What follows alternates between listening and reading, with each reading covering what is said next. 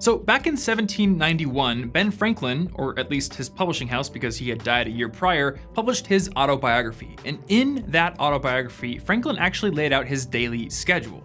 Now, you may have seen a picture of the schedule online before, but what I want to do in this video is actually go through the schedule and see what we can learn from it, both in terms of what's useful in the schedule and what it might actually be missing that you should have in yours. Let's get into it. All right, so first things first, at least according to this schedule, he woke up at 5 a.m. every single morning, which means that he definitely lived up to his early to bed, early to rise mantra. And this is the first thing I want to get into because as I talked about in my video about how to wake up early, you don't actually need to wake up early to be successful. This is something that Ben Franklin definitely advocated, but there are many different people throughout the world who have been successful even if they wake up at 8 a.m., 10 a.m., or whatever hour that they feel like, because we are all different. In fact, people have different chronotypes, which are essentially biologically set times at which they tend to go to bed and get up. So figure out what yours is and live by that, not just some schedule from a dude who lived 300 years ago. So the first real item of business on this schedule is the morning question. What good shall I do this day?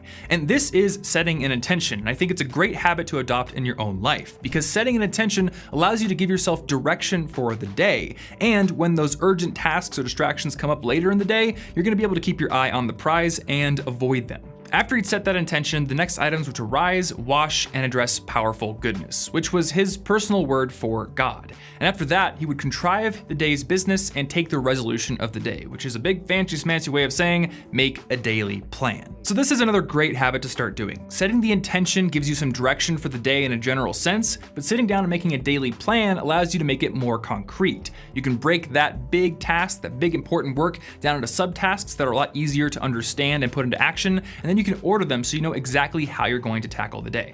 After making his daily schedule, Franklin would prosecute the present study. And that's some old English that I didn't know how to interpret, but the popular interpretation is that he's basically doing some studying on whatever he's learning at the time. And it's pretty safe to say that Franklin was a voracious, lifelong learner since according to Wikipedia, he was, among other things, an author, printer, political theorist, politician, Freemason, postmaster, scientist, inventor, civic activist, statesman, and diplomat. Now, this is a part of his schedule that I really like because it's something that I do myself. I find it really helpful to have some sort of learning project that I'm pursuing independent of my work or a book that I'm reading at basically all times. And when I wake up in the morning, after I brush my teeth and feed my cat, I read every single day for about 20 or 30 minutes before doing anything else. And my friend Martin does the same thing with language study. He'll get up, he'll do some studying in Spanish or French, and then get into the day's work. So if you have an independent learning project, spend some time on that before you get into the work that's gonna exhaust you and deplete those willpower reserves. And if you don't, you should probably get one. Next up, we've got breakfast, which is breakfast. I eat breakfast in the morning, probably a pretty good thing to do.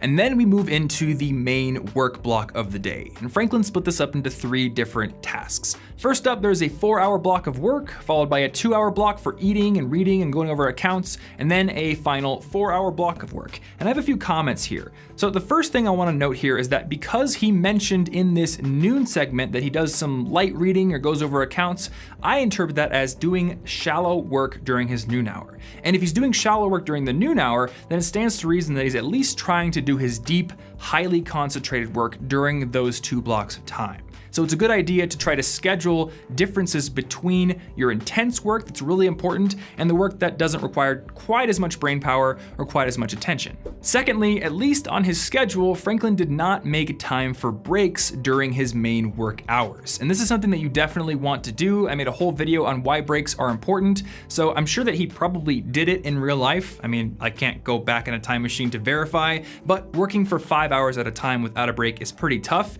and you're gonna hit a point during that work session where your efficiency is gonna go down. So make sure you're taking some breaks, going for walks, getting a little bit of exercise, and breaking up those work sessions with some relaxation. So once the work ends, the first thing that Franklin did was to put things in their places, essentially put things away and reset his space back to neutral. Now this reminds me of a technique a friend told me about a long time ago, which is called clearing to neutral. Basically, you clear your workspace back to its neutral, clean, ready to go state at the end of the day once you're done with your work. And the reason you want to do it then rather than before you start the next day's work is that it's a shallow task. It's really easy to do, it doesn't take a whole lot of willpower, and if you do it, then when you come into your work the next day, the workspace is ready to go and you don't have to waste any time or willpower getting the space ready. You can just steamroll right into the most challenging work of the day. Once he had everything put away, the next things were supper, music, diversion, and conversation. And I'm sure that because life is complex, even back then, he left a lot off the schedule, so I do think it's telling that he put this on the schedule. That shows that he really did value time with friends and relaxation, and that he understood the importance of taking breaks and making time for recharging in between work sessions. And that brings us to his last true activity of the day besides sleep, which I'll get into in a second here, and that is the asking of the question, what good have I done this day?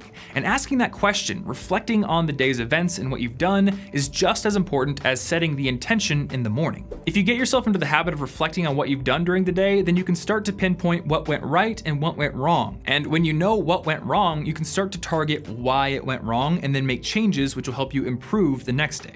Now, he does have sleep written on his schedule, and he slept about 7 hours a day, and the only real thing I have to say here is that just because some dude 200 years ago put 7 hours of sleep on his schedule doesn't mean that 7 hours is the optimal amount of sleep. Everyone needs a different amount of sleep, so when you're creating your schedule, make sure you tailor it to the amount of sleep that your body actually needs. Remember, your sleep, your nutrition, and your exercise are the levers with which you can control your body's energy levels and hence your ability to get work done, so don't overlook them.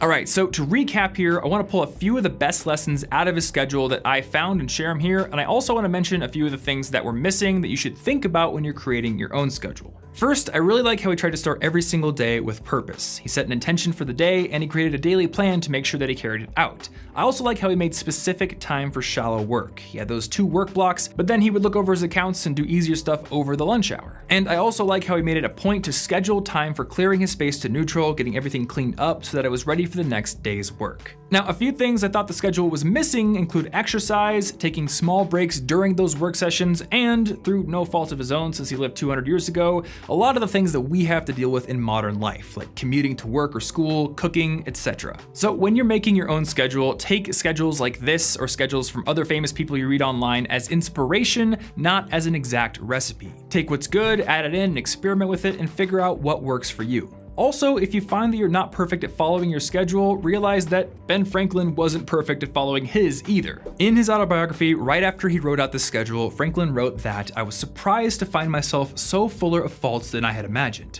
but I had the satisfaction of seeing them diminish. So if you have one crappy day or you have an interruption that comes up that messes with your schedule, just accept it, forgive yourself, and then wake up the next day and set that intention again.